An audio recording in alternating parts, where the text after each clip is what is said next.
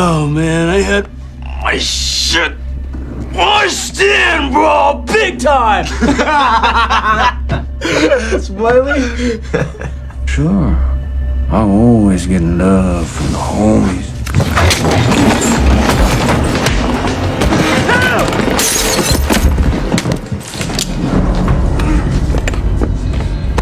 Damn, you guys fucked him up, eh? Get the girls next door.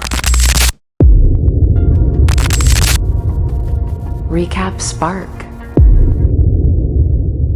The story begins with Jake Hoyt, a young police officer who is about to have the most important day of his life. He wakes up early and feels very nervous. Today is his big test to join a special police drug team. Later in the kitchen, Jake's wife brings him his uniform shirt. She tells him not to ruin this opportunity. He is getting a one-day test with a famous detective named Alonzo Harris. As Jake gets ready and loads his gun, the phone rings. It is Alonzo. He tells Jake to skip the morning police meeting and meet him at a coffee shop at 10 a.m. instead. He also tells Jake to wear regular street clothes and bring a second gun, which Jake does not have. Jake arrives at the coffee shop and finds Alonzo sitting in a booth. Alonzo makes Jake feel uncomfortable right away by ignoring him and reading the newspaper. Alonzo tells Jake that the newspaper is mostly lies, but it is entertaining. Because Jake is interrupting his reading, Alonzo demands that Jake tell him a story. After making Jake feel uncomfortable, Alonzo suddenly ends the conversation. He pays the bill and tells Jake to follow him. They walk out to Alonzo's car. It is a classic black Monte Carlo. Alonzo tells Jake that this car is their office for the day. While driving down the streets, Alonzo sees a group of college kids buying marijuana.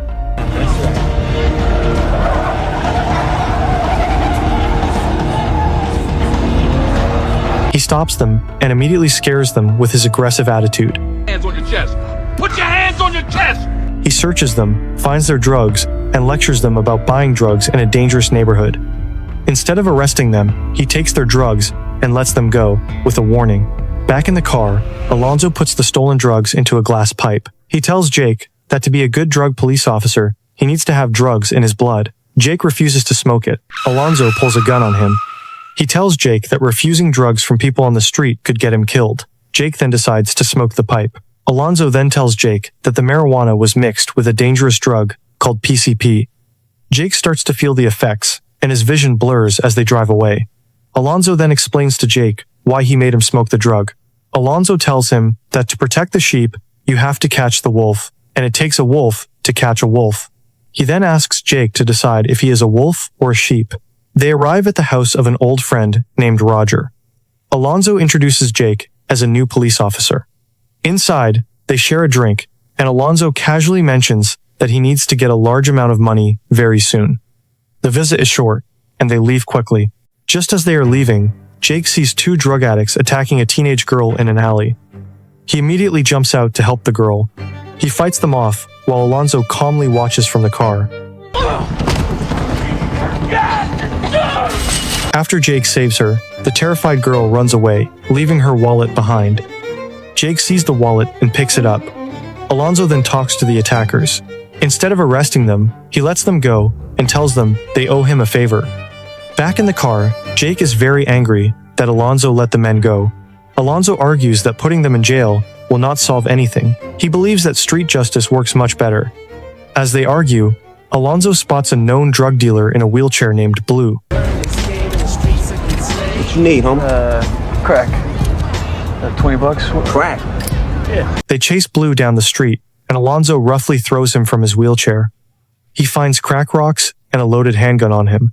Instead of arresting him, Alonzo offers him a deal. He asks Blue to give up some valuable information or go to jail. Blue tells Alonzo about a man named Sandman who keeps a large stash of money at his house. Alonzo then takes Blue's money and lets him go. Using this information, Alonzo drives straight to Sandman's house, but Alonzo doesn't have a real warrant. He uses a fake search warrant to get in. Jake stands by nervously with his gun drawn. He holds Sandman's wife at gunpoint while Alonzo searches the bedroom. Inside, Alonzo finds stacks of drug money and secretly hides it in his jacket. Alonzo leaves the bedroom and tells Sandman's wife they found nothing. He apologizes for disturbing her. However, she begins to suspect Alonzo and asks to see the warrant. Alonzo shows it to her, and it turns out to be just a blank piece of paper. Realizing the warrant is fake, she yells at Alonzo and Jake as they rush to leave the house. Suddenly, Sandman's crew shows up and starts shooting at them. Alonzo gets out of his car and fires back at the gang.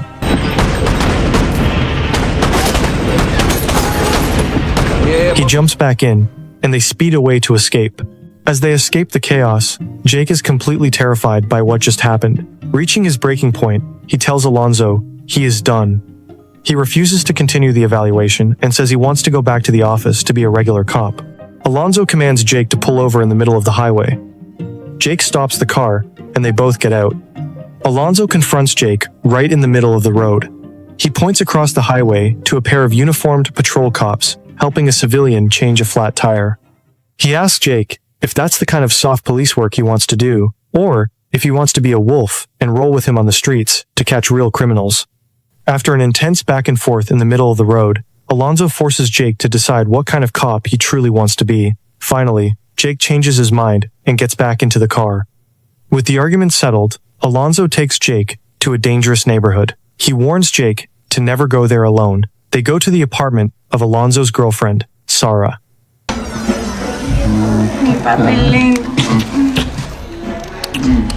Inside, Alonzo introduces Jake to her. Jake sits on the couch with Alonzo's young son, while Alonzo and Sarah go into the bedroom. After a few hours, they leave and drive to a restaurant where Alonzo meets with 3 powerful police officers who run the department. Alonzo asks Jake to wait at a different table. Jake sits nearby and watches them. The meeting is very tense. Alonzo is in deep trouble. He killed a member of the Russian mafia in Las Vegas, and now they're demanding $1 million by midnight. If Alonzo does not pay on time, the Russians will kill him. Alonzo, however, acts completely calm. He gives the officers the $40,000 they stole from Sandman's house to get a signed arrest warrant for his old friend, Roger, the same friend he visited with Jake earlier. With the warrant in hand, Alonzo gathers his police team. He introduces Jake as the new guy and explains the plan to raid Roger's house. He claims Roger is a major criminal with a huge amount of cash. Jake, still shocked by the day's events, slowly agrees to join them. The team storms Roger's house and tears it apart looking for the money. They search the kitchen and find a hidden safe under the floor with over $4 million inside. Alonzo and his men decide to steal $1 million for themselves, planning to hide the rest from the police department. Jake is shocked and refuses to take the stolen money. Not like this. I mean, no. This makes the other officers angry. Things get worse when Alonzo tries to force Jake to shoot Roger. Alonzo wants Jake to pull the trigger. When Jake refuses, Alonzo shoots Roger himself. Yourself. Holy shit! The team quickly moves things around the room to make it look like Jake shot Roger in self-defense. Alonzo even shoots one of his own men to make the lie look real. But Jake refuses to be part of the lie, leading to a standoff with guns drawn. That is the second time you pointed a gun at me. There will not be a third. Damn, boy. It turns out Alonzo's been setting Jake up from the very beginning. He reminds Jake about the drug marijuana he smoked earlier in the car. Alonzo explains that a blood test will show drugs in Jake's system and ruin his career. Okay, the investigators are gonna want to pull a tube of your blood to check for intoxicants. What are they gonna find, Jake? Jake has no choice but to go along with the lie. Alonzo calls for help over the radio. Soon, an ambulance arrives and takes the injured officer away. Jake watches as Alonzo laughs with the other men. This isn't the kind of cop he wanted to be. He must find a way to stop Alonzo before it is too late. They get into their car, and Alonzo drives Jake to another neighborhood, acting like nothing happened. They arrive in a rough area, controlled by a street gang. Alonzo tells Jake he has a quick errand to run, and leaves him to wait with a group of gang members. The gang leader, Smiley, invites Jake to play a game of poker. During the game, one of the gang members tricks Jake into handing over his gun. Jake removes the bullets and gives the gun to him. Immediately he hands it over. He realizes something is wrong. Smiley tells Jake that Alonzo left and is not coming back. It turns out Alonzo has lost trust in Jake and paid the gang to get rid of him. The gang attacks Jake, beats him up, and drags him into the bathroom to shoot him. Before they can kill him, Smiley searches Jake's pockets. He finds a wallet that Jake picked up earlier in the day. Smiley recognizes the girl in the wallet's photo as his own cousin. He asks Jake how he got it. Jake tries to explain to him, but Smiley doesn't believe him. Where'd you get this? Oh, fuck! I found it! Alonzo, give it to you. I found it! Where? He calls his cousin, and she confirms that Jake saved her from being attacked earlier that day. Because of this, Smiley lets Jake go, telling him it is his lucky day. Jake leaves the place furious. He gets on a bus and starts loading his gun. He needs to put Alonzo down, and the only way to do that is to get his hands on the money and turn it in as evidence. He goes straight back to the apartment of Alonzo's girlfriend. He reaches the house and sees Alonzo's son sitting alone inside. Jake throws a stone at the window to get the boy's attention and asks him to open the door. Once inside, he tells the boy to hide in the closet. Jake breaks into the bedroom and sees Alonzo packing the stolen money. Alonzo tries to trick him again, but Jake does not believe him this time. A huge fight breaks out inside the house. Alonzo grabs a shotgun and starts shooting Jake, who was hiding inside the room. To stop Alonzo from shooting, Jake grabs Alonzo's young son. He knows Alonzo will not shoot his own child. This forces Alonzo to drop the gun and escape through a window. He climbs onto the roof, and Jake follows him there. They have a brutal fight on the rooftop until Jake passes out. Alonzo then leaves Jake there and gets into his car. It's a few hours to midnight, and Alonzo must get the money to the Russians as soon as possible. Alonzo starts the car and begins to drive away. Just as he's about to flee, Jake, out of nowhere, lands heavily on Alonzo's car as it speeds down the street. Alonzo tries to get him off the car, but crashes and stops immediately. The two men crawl out and continue fighting in the middle of the road.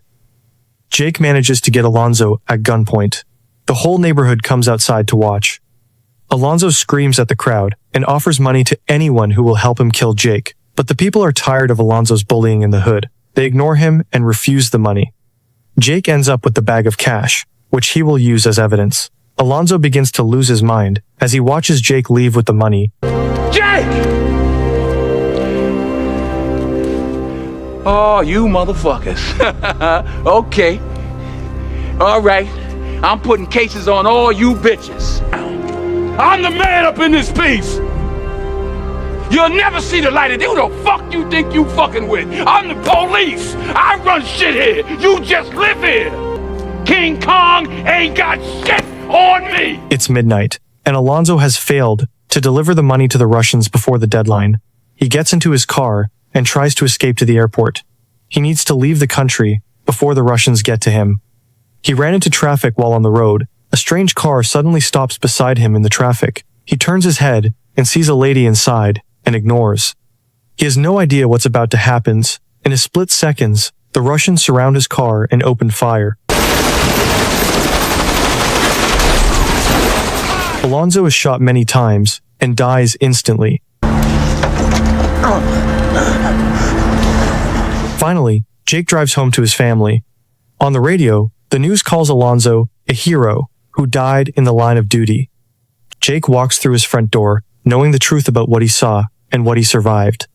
Department narcotics officer was killed today, serving a high-risk warrant